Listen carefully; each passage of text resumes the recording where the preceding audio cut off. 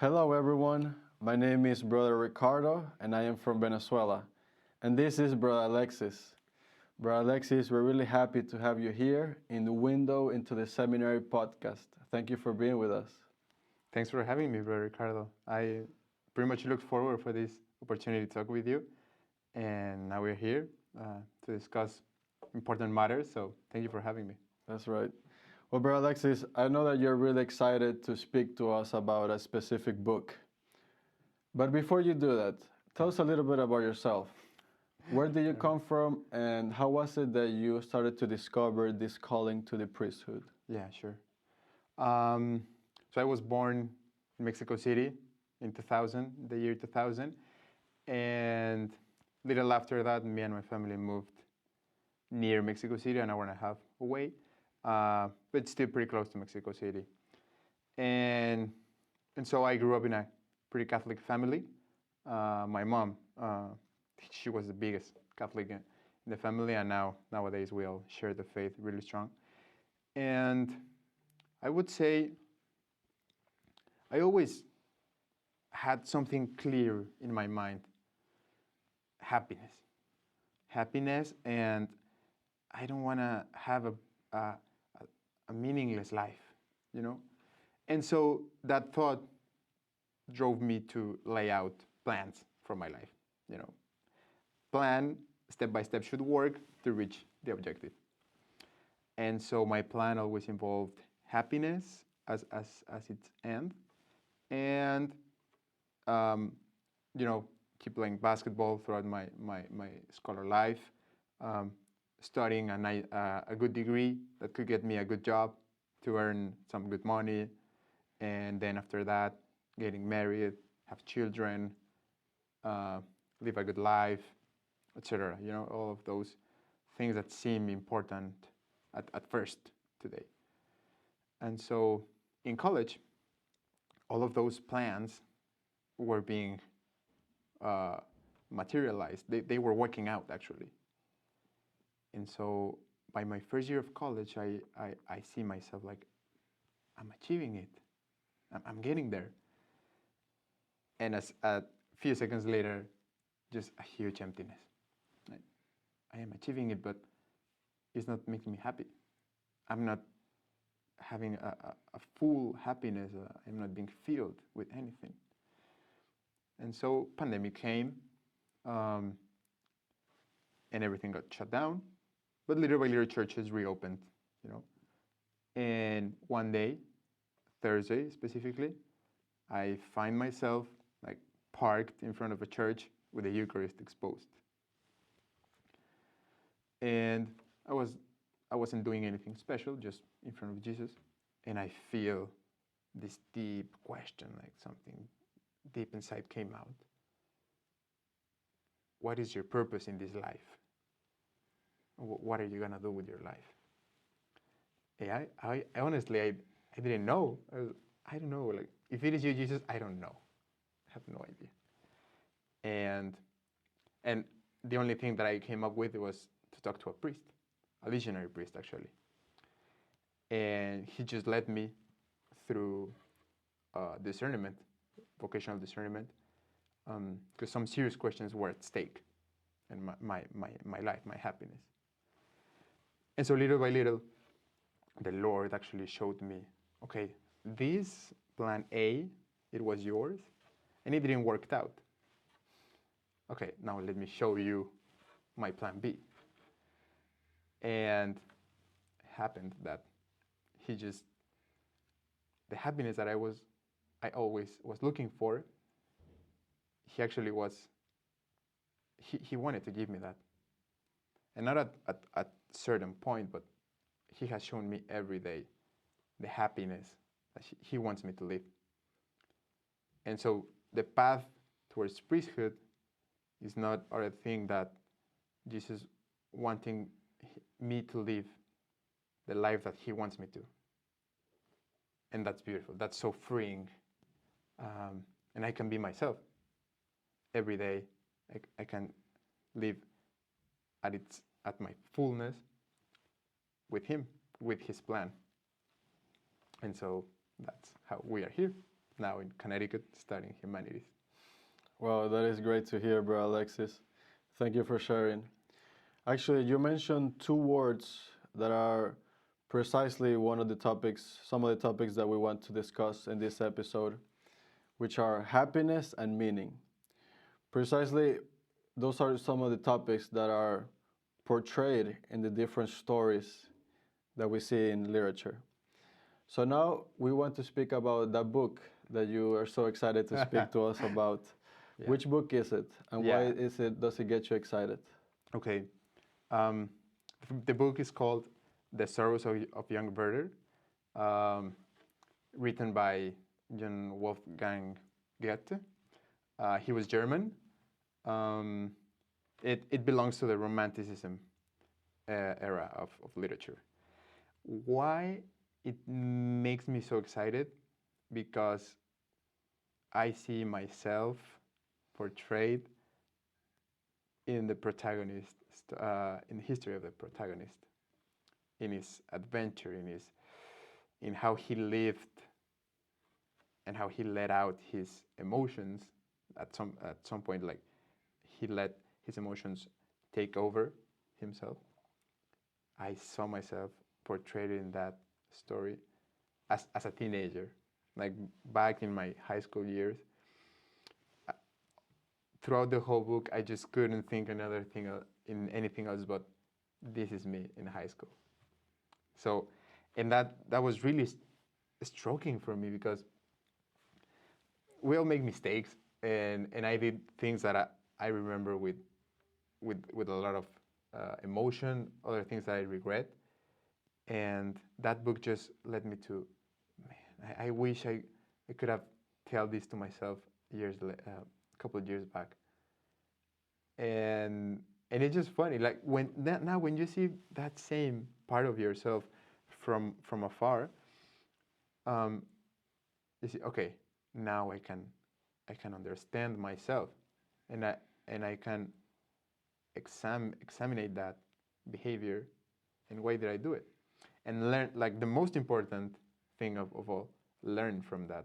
You know, Dr. Baltasar says, experience without reflection is worth nothing. And that's true. Like I can have tons of experience from my past life, but if I don't reflect on them, they just mean nothing. So that same concept applied to all of the stories in literature. So now, like in a broad sense in literature, you can reflect yourself with each history and learn from that history as if you have lived that history. So it's like living thousands of lives throughout a book, and you can reflect on that and acquire wisdom from that. Because literature is not meaningless, it is not empty. Someone thought on that, someone thought on giving a message through that book. And so that's the power of literature. That's its magic, its complexity, and because you can learn from yourself, reflecting on others' histories. So that's that makes me really excited about the book. Yeah, no, definitely. So going back a little bit to the story in the book. Mm-hmm. So we mentioned happiness and meaning. Mm-hmm. So the protagonist is looking for happiness, if I'm not mistaken, right? Can you tell us a little bit about what is the book about? Yeah, sure. So it's the main character is called Werther, and so he lives in 16th, 17th century in Germany, and so he meets with this beautiful young lady, which is called Charlotte, but turns out that she's already engaged with Albert. But actually, they meet like in a very romantic scene, like under the rain, the two of them. She's cold and he's next to her. So that's like the spark for them. And they just share like intimate thoughts in that moment, and that leads to Werther like to develop feelings for her just because of the little intimacy they shared in words. But nevertheless, Charlotte is already engaged. So after that, Werther keeps running into her, and he just doesn't care that she's engaged.